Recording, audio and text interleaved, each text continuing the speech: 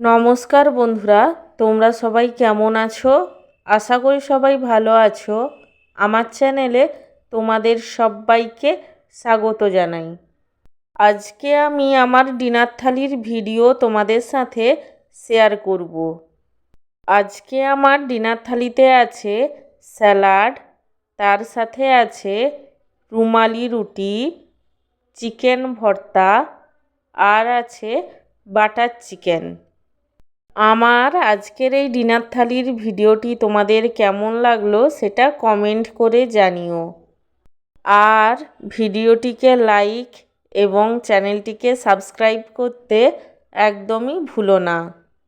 সব শেষে তোমাদের সবাইকে জানাই আমার তরফ থেকে অসংখ্য ধন্যবাদ ভিডিওটি দেখার জন্য।